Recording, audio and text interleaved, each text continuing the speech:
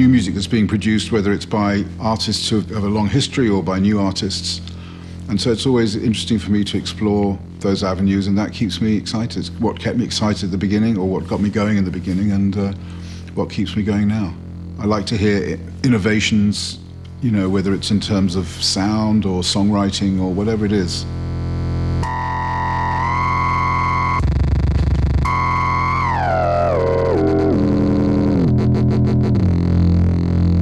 When I say innovation, it doesn't necessarily mean a new way of doing things. It could be that, but it also may be a great voice, a really great singer, for instance, who has a unique quality, or a songwriter who has a unique quality. It's not just about the sound. The technique's really important as well, and I think there will be new things always, because there are new brains always, you know, and of course, it's easy these days to make good music, but it's as difficult as always to make great, you know, special music. One of the things I think that's problematic with innovation in electronic music is there are too many libraries, too many loop libraries, too many sample libraries, too many presets. When you buy a software synth, there are too many presets. So it's always an easier option to use something that's been used before. And that's something that I've always been, when I've ever worked with people in the studio, I've been very strict about not using those things, because making electronic music is making the sound. I mean, it's the composition, what you do with the sound, but it's making the sound as well. And if you use other people's sounds all the time, you're never going to have a really original sound.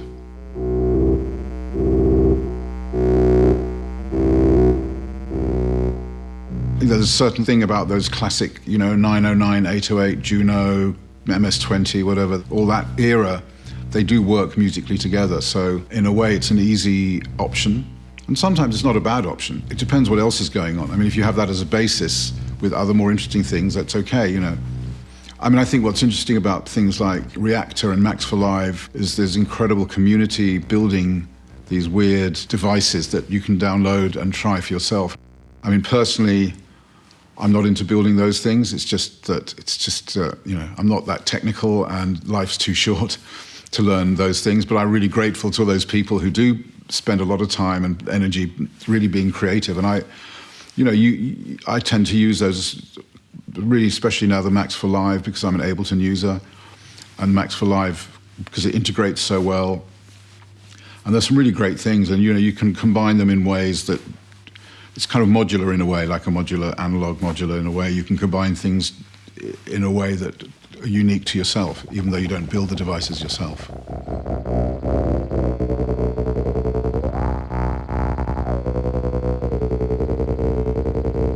Technical development and the development of music have always gone hand in hand for 1,000 years or more. You know, the invention of the piano, the saxophone, the guitar. I mean, it's all technology, electric guitar, and they go hand in hand.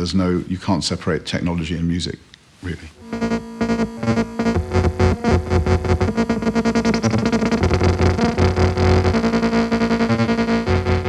At home in London, I've got more kind of bigger modular systems, which we don't have at the studio because people never use it, to be honest, which I bought at various times. But there was a really great time, I would say, between 1983 and 1988, roughly, which was the period between the invention or the release of the DX7 and the beginning of acid house.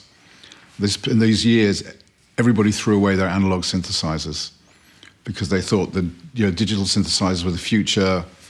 You know, they stayed in tune, they had all these great electric piano sounds and funky bass sounds, and they just got rid of all their analog gear. And I got, you know, at that time you could really pick up things from the street almost.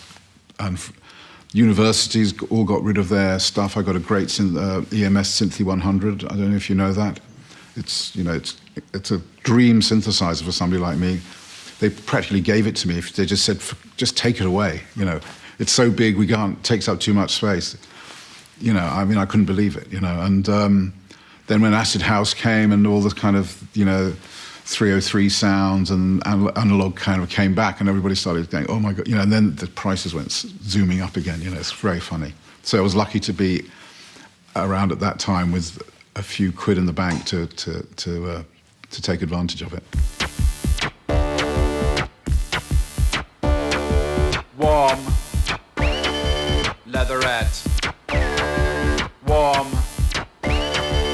leatherette, warm.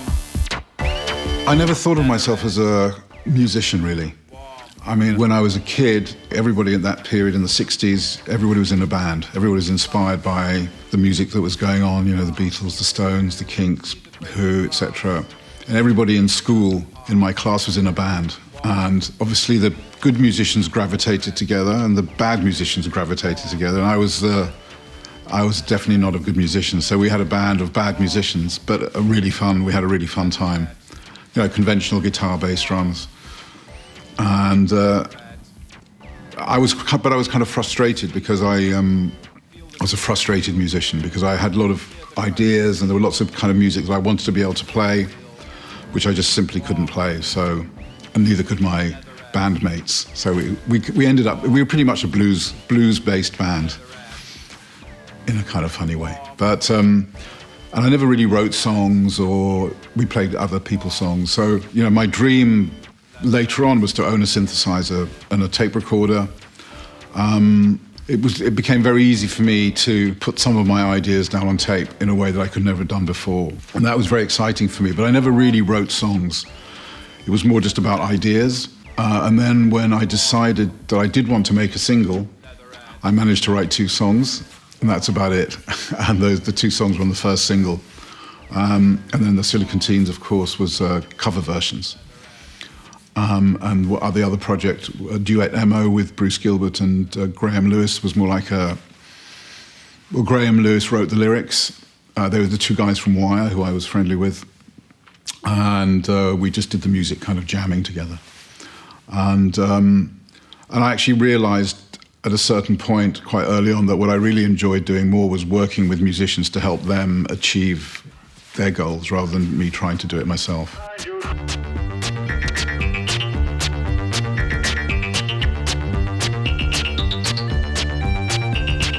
TVOD, TVOD, TVOD. I never thought of myself really as a producer in the traditional sense. Most of the things I did, well, I would say more like collaborations, so I was like another person in the studio. I did most of my work with Depeche Mode in the early 80s. I did some stuff with Fad Gadget, but very little else really. We did 5 Depeche albums in 5 years, basically, which is a lot, and that kind of took it out of me. And I was at that point, I really wanted to concentrate on running the label more because, you know, we had a few great artists, but I wasn't signing anything. I was kind of a bit out of touch with music for a couple of years because I was in the studio so much. And a rule that I gave myself, you could say it's a good rule or a bad rule, is that when I was making a record, I would never listen to any other music. Because, you know, if you have a bad day in the studio, you think everything's shit, and then you listen to something, you think, oh, that's really great, and then you get really depressed, and you think, we'll never do anything as good as that. So I just I stopped listening to music when I'm in the studio, and just kind of be in the musical world of the project.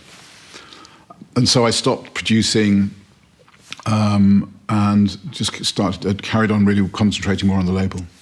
First of all, when I started, I knew nothing about anything about the music business, you know, and that was a great feeling. And there were a lot of people, contemporaries of mine, you know, people like Tony Wilson or Martin Mills or Jeff Travis, 4AD, you know, Factory, Ivo Watts Russell, all kind of in the same boat. We were all roughly the same age, mid-20s. We were all inspired by punk and what that possibilities were, and knew nothing about what we were doing, but kind of did it purely from instinct. And so there was, you know, that kind of, I suppose you could call it pioneering spirit or amateur spirit, you know, was very strong there. And obviously, as much as I try and retain some of that over a period of time, you know, you do lose it, and you learn stuff, and sometimes you learn too much stuff. And the good thing about I guess, not just the music industry, but every industry these days, is you have to there's so many changes, you have to keep relearning all the time, which is one of the things that's kind of exciting about it. I mean, there's no comparison, really, between my situation in 1978 and my situation in 2014. There's so little to compare it to. Of course I miss those days because they were exciting times, and, you know, you look back with, rose-tinted glasses, as always, and they were exciting times, but these are challenging, exciting times too.